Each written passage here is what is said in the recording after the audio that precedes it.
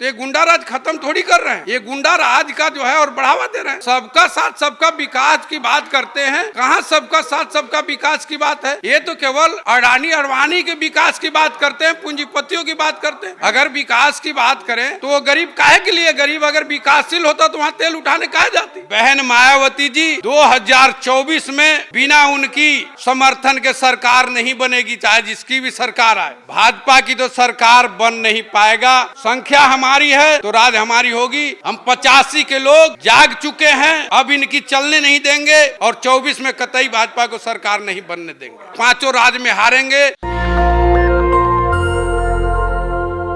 लेकिन राम राज आ गया है, ये मुझे तो लगता नहीं है कि ये राम राज है, क्योंकि राम राज जब ही आएगा कि इस देश में गरीब अमीर सब एक समानता के रूप में एक मंजिल पर आएंगे, तभी जो है राम राज आएगा। नहीं तो एक जो है करोड़पति है, एक खाकपति है, एक काजू किशमिश खाता है, एक गरीब भूखा सोता है, तो इसे राम राज थोड़ी कहा जा सकता है। जो स्वार्थी लोग हैं वो कहते हैं कि राम राज है, मुझे तो नहीं लगता कि ये राम राज है। अयोध्या में दिवाली जले, दीप जले, आपने देखा नहीं? नहीं, हमने देखा दीप जले, ठीक है, त्योहार था, दीप जलाए, जलाने वाले जला रहे हैं, लेकिन जो लोग भूखे सो रहे हैं वो थोड़ी ना वहां जलाने जा रहे हैं। लखनऊ में लड़कियां प्रोटेस्ट कर रही है, मांग उनका ये है कि 18,000 रुपये सैलरी हो, और उन पर लाठीचार्ज की भी खबरें सामने आई है, ये यूपी में। कैसे देखते शिक्षक? वो बिल्कुल गलत है। जिस तरह से लाठियां चार्ज हो रहे हैं, इस तरह से ये दबंगई दिखाया जा रहा है।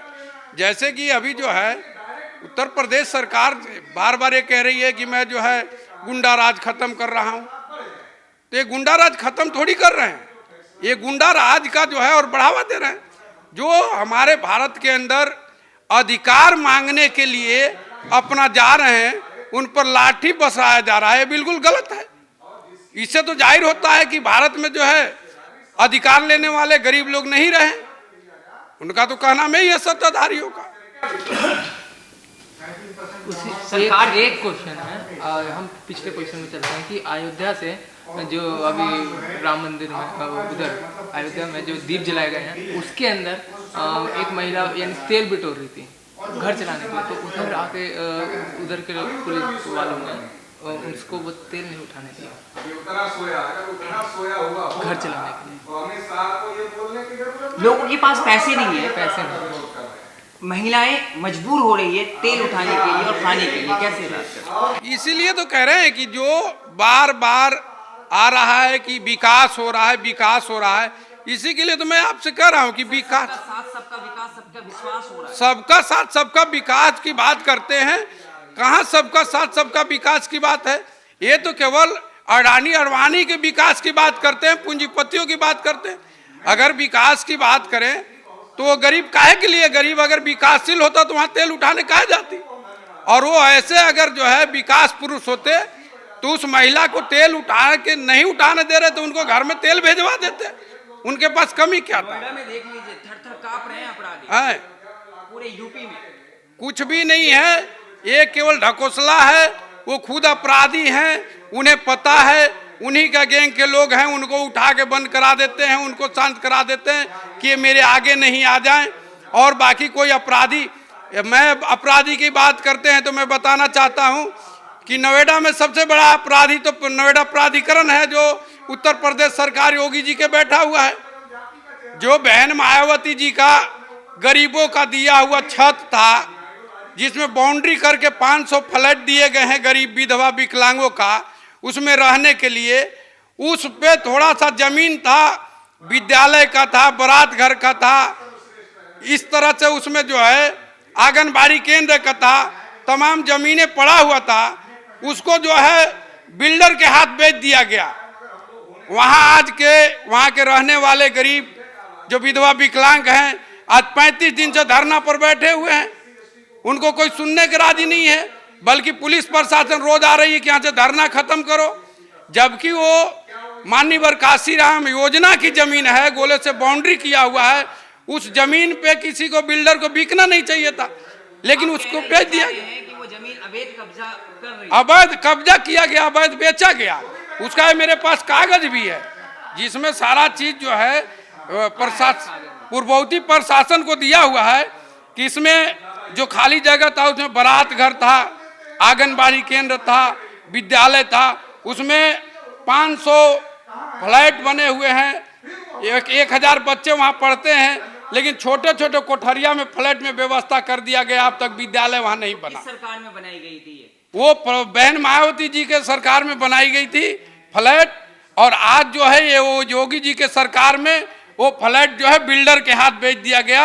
और बिल्डर का ये कहना है कि अभी ये फ्लैट बना लो, इसके बाद बन जाएगा तो आपको जो 500 फ्लैट बने हैं इसको भी जो है तोड़वा देंगे, 30 साल का लीज है, 30 साल के बाद कैंसिल करके बिल्डर को दे देंगे, उसमें बिल्डिंग बनवाएंगे, गरीबों को रहने नहीं देंगे। तो योगी सरकार अच्छा काम कर रही थी या मायावती की सरकार में अच्छा काम? नहीं, जो सरकार योगी सरकार में तो बिल्कुल ही गरीबों के काम नहीं हो रहा।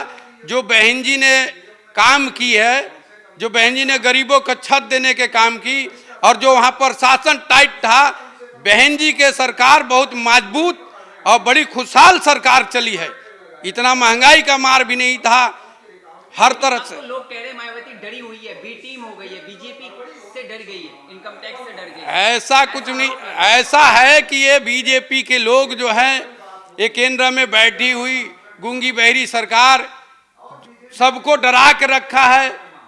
इनकम टैक्स वाले से ईडी लगा दे रहा है, हालांकि वो बहन जी कोई गलत काम नहीं किए है, बहन जी बड़े अच्छे शासन चलाए हैं उत्तर प्रदेश में, और वो डरी हुई नहीं है।